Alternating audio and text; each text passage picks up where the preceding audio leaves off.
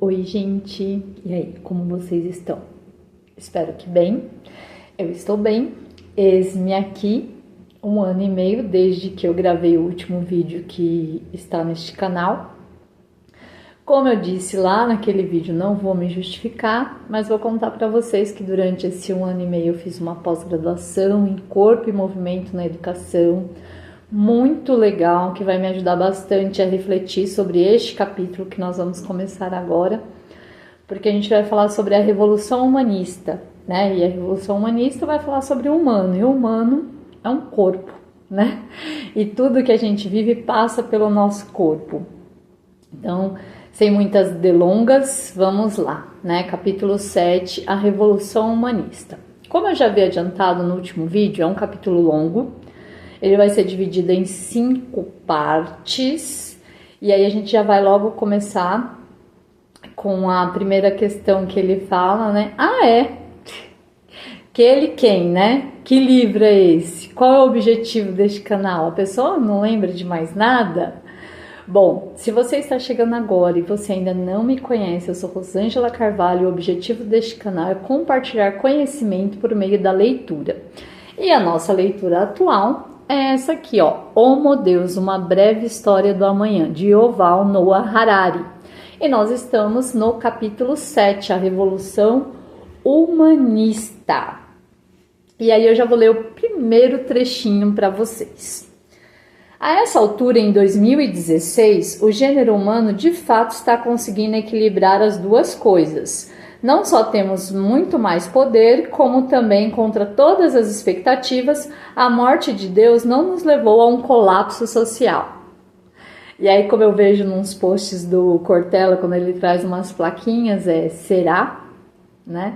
Será realmente? Bom, ele está lá escrevendo esse livro, né, em 2016, nós estamos no ano de 2024, então já se passaram 8 anos, muitas coisas já aconteceram nesse interim, mas a gente segue aí sobre essas reflexões. Então ele vai começar falando sobre essa questão do Deus estar morto. A gente está lá, a gente trocou, lembra no último vídeo, a aliança moderna, a gente troca significado, sentido por poder. Então esse significado, esse sentido vinha de um plano cósmico, de a gente acreditar que tinha um ser supremo que definia a nossa vida, né? Qual que era o nosso propósito de vida. E aí ele fala do perigo de hoje em dia, 2016, de você ter um lugar que seja mais religioso do que ateu. Então eu vou ler um outro trechinho aqui para vocês. Hoje, porém, quem representa a maior ameaça à lei e à ordem globais são exatamente aqueles que continuam a acreditar em Deus e em todos os seus planos abrangentes. Uma Síria temente a Deus é um lugar muito mais violento do que os Países Baixos ateus. Então a gente tem lá, isso eu fui até pesquisar, porque isso era lá em 2016, a gente tinha guerra na Síria e ela já completou 13 anos esse ano, então continua tendo conflitos lá na Síria e tem bases religiosas nesses conflitos. Então, nesse sentido que ele traz essa questão. Mas a questão da religião, ela é muito abrangente, a gente já discutiu em outros vídeos, em outras situações. Então, Deus pode estar morto ou não, depende do que você acredita, né? Vocês já sabem que eu sou uma pessoa que acredita em Deus e tenho a minha fé, né? Não vamos entrar, sempre a minha tentativa aqui neste canal não é trazer nenhum juízo de valor, é me pôr da forma mais imparcial possível, mas nada é neutro, né, gente? A gente sempre tem alguma posição que, por mais sutil que seja, acaba deixando transparecer na nossa fala. Então eu vou continuar, mas eu vou tentar ser um pouquinho sutil com vocês. Então, de acordo com o humanismo, os humanos devem extrair de suas experiências interiores não apenas o significado da própria vida, mas também o significado de todo o universo. Este é o mandamento primário que o humanismo nos deu. Criem um significado para o mundo sem significado. Né? Então, a gente tem que criar sentido. E a partir do que a gente vai começar a criar sentido? A partir dos nossos sentimentos, daquilo que a gente sente, daquilo que a gente vive. Então ele vai trazer alguns relatos assim de coisas que permeiam a nossa vida cotidiana, podemos dizer assim, né? Na Europa medieval de 1300, se uma mulher traísse seu marido, ela ia consultar um padre e ter uma penitência que naquela época poderia chegar até a morte, né, digamos assim, né, porque o adultério era crime de morte. Se uma mulher nos dias de hoje, né, nos anos de 2016, 2024, trair seu marido, ela pode fazer uma reunião com as amigas, tomar um café com as amigas e pedir alguns conselhos. Ela pode conversar com seu psicoterapeuta, mas por mais que ela converse ou com as amigas, ou com o psicoterapeuta, não vai haver um julgamento, né? No final das contas, eles vão falar assim, mas como você se sente? O que você acha que você deve fazer a partir dessa ação que você teve? Então, sempre se volta para dentro, se volta para você. Então, você, diante de determinada situação, qual vai ser o seu próximo passo? Qual vai ser a sua ação? Então, embora eu possa pensar que eu me sinto bem fazendo isso e que não acho nada de errado, porque já vivi outras situações, tem gente que fala que chifre trocado não dói, então de repente eu já fui traída e agora eu traí. Ou eu posso entrar num conflito e falar, meu Deus, estou acabando com a minha vida, com a vida da minha família, e o que eu posso fazer, né? Vou acabar com o meu casamento. Então, todos esses conflitos vão permear as nossas mentes, independente da situação, tá, gente? Isso aqui é tudo que eu tô falando, ele traz um pouquinho, eu tô acrescentando um pouquinho, mas é tudo hipotético, tá? Não que não aconteça, né? Que é aquela frase que tá na moda, né? É raro, mas sempre acontece, né? As traições, mas num sentido de reflexão, de como que eu vou me sentir a partir disso. Aí ele vai trazer também um conflito, né, na questão do homossexualismo também, né? Ele vai falar, então, como que a gente fala, né? Tudo bem, ele escolhe o que ele quer ser, né?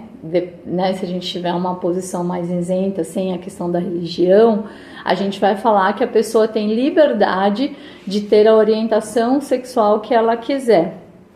Mas ele vai trazer aqui um exemplo do que acontece lá no país dele de origem, que é Israel, com a parada gay, né? Então, embora que na teoria, ok, você pode ser o que você quiser, mas na prática isso ainda não é muito aceito, porque tipo, o meu vizinho pode ser gay, o meu filho não, né?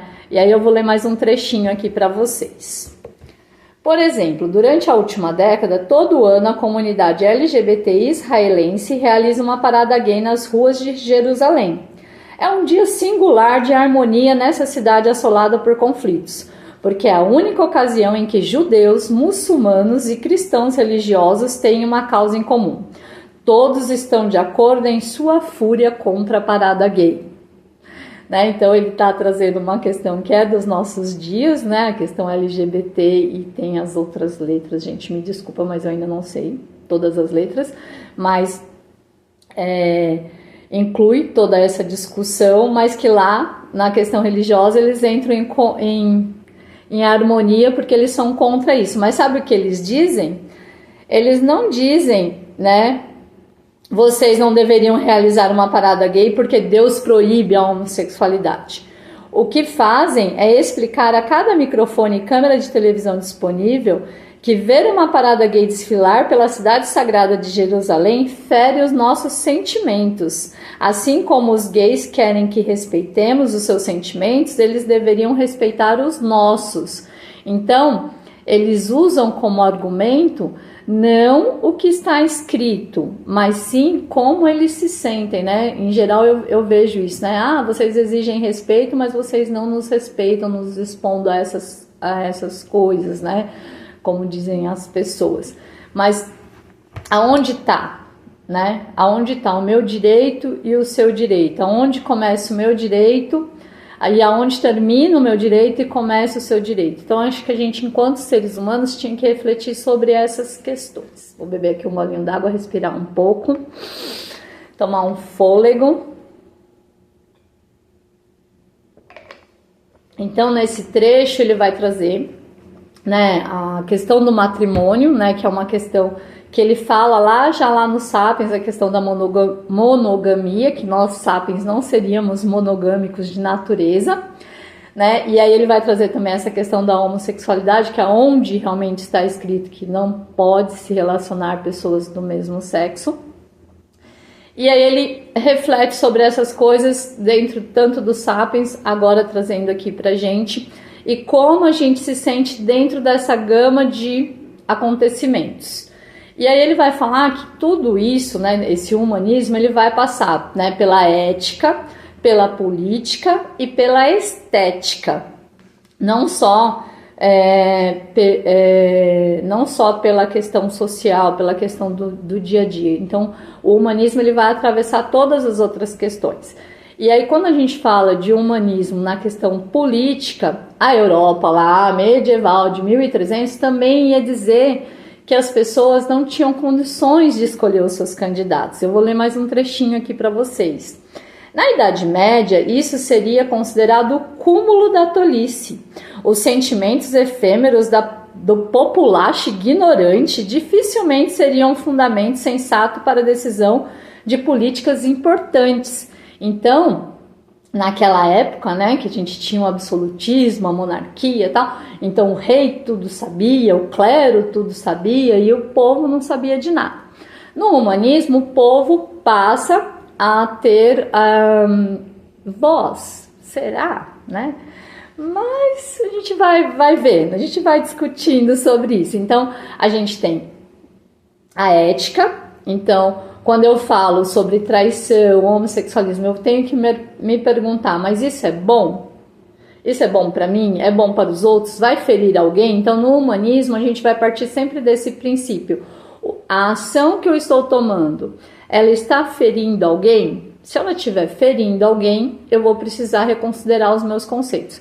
Se ela estiver ferindo só a mim, né, que pode acontecer, eu tenho autonomia sobre mim, então eu decido sobre mim. Então eu posso continuar fazendo aquilo ou não, né? E é uma questão de auto-amor e autocuidado, porque às vezes a gente se sujeita a alguns relacionamentos, algumas relações que nos machucam, que nos prejudicam, e a gente está ali preso por crenças, né? Por padrões que já não valem mais a pena, que já estão caindo por terra. Então ele vai discutir isso, e aí ele vai falar também sobre a arte, vai trazer até a arte nesse sentido da estética. Quando a gente fala da estética, a gente vai falar sobre arte.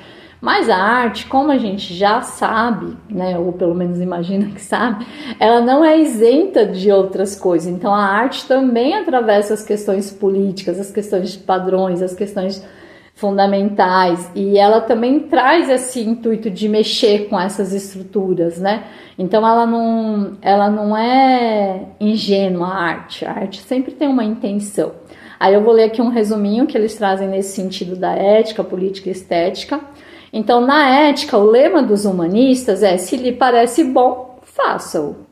Na política, o humanismo nos diz que o eleitor está com a razão. Na estética, para o humanismo, a beleza está nos olhos do observador.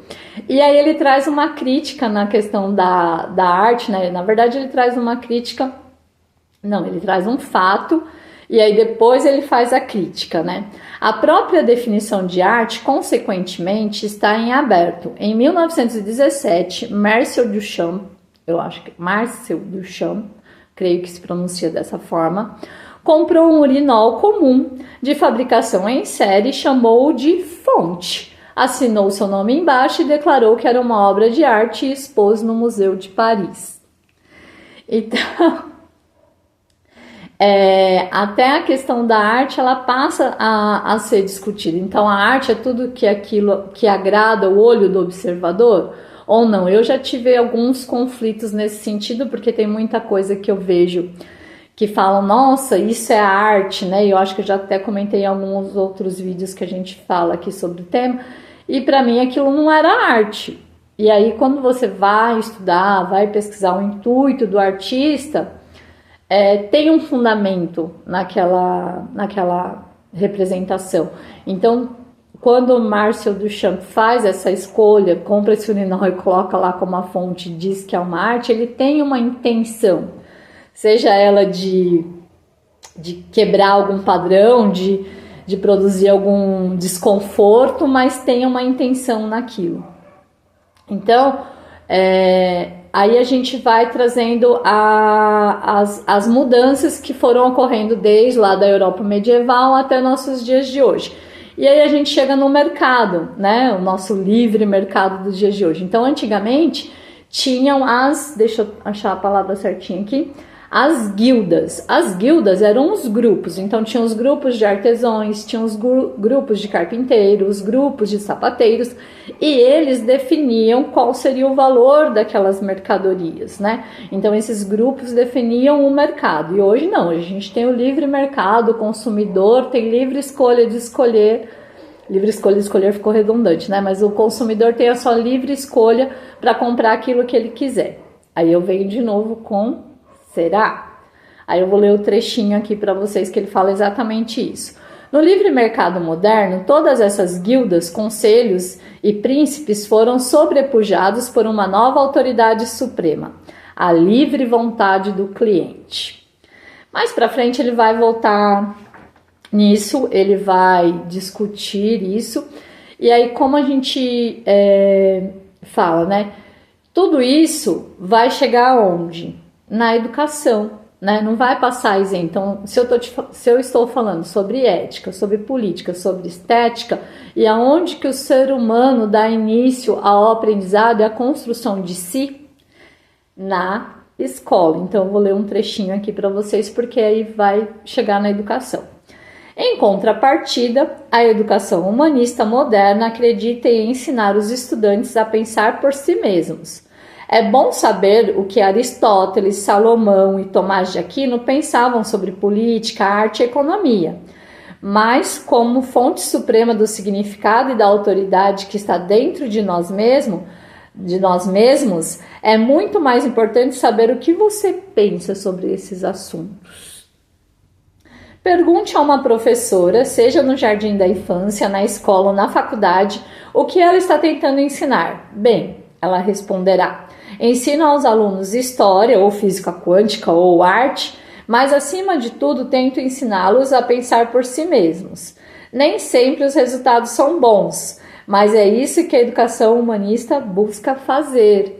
Então eu, como professora de jardim, de educação infantil, sim, eu tento nas minhas aulas, posso confirmar isso, trago lá os conteúdos, mas eu sempre dou oportunidade de escolha para os alunos em algum momento deles se expressarem da forma como eles sentem, né, numa atividade. Então, posso ler uma história, vou pedir para eles fazerem um desenho do que eles acharam naquela história, então dentro daquele desenho eles podem expor uma opinião, né? Mesmo eles tendo 4 anos, 5 anos, eles já têm alguma opinião, eles trazem um repertório e é muito legal, gente, ver essas coisas acontecendo. Vou trazer um exemplo aqui bem simples que aconteceu um dia na aula. Eu fiz uma leitura de um livro que chamava Você Troca.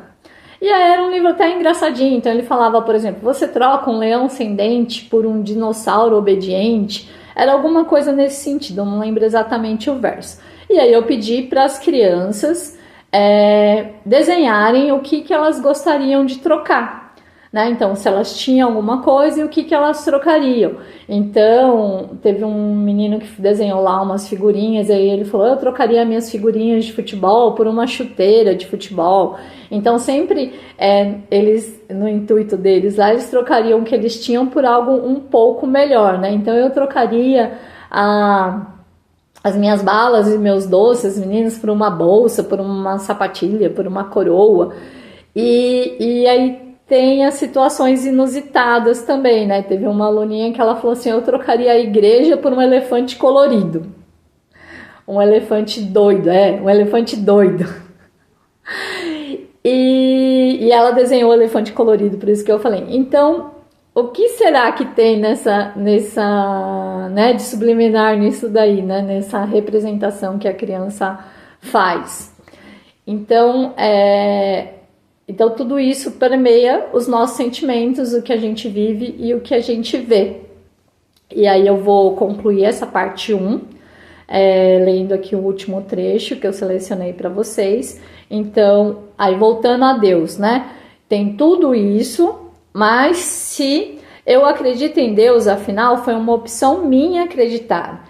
E se meu eu interior me diz para acreditar em Deus, então eu acredito. Acredito porque sinto a presença de Deus e meu coração me diz que Ele está presente. Mas se não mais sentir a presença de Deus e se meu coração subitamente me disser que Deus não existe, deixarei de acreditar. Seja como for, a fonte real de autoridade são os meus sentimentos. Assim, mesmo quando digo que acredito em Deus, a verdade é que tenho uma crença muito mais forte na minha voz interior. Então, eu concluo essa primeira parte com essas questões, né? Então, a gente vai falar sobre essa revolução humanista, sobre o humanismo, partindo dos sentimentos. Então, se lhe parece bom, façam. A gente sabe escolher, a gente está aprendendo a ser, mas sempre coloquem as coisas na balança. Cuidado sempre com os extremos, é o recadinho que eu deixo para vocês nessa primeira parte. Por enquanto é só, em breve teremos a parte 2. Um beijo e até lá!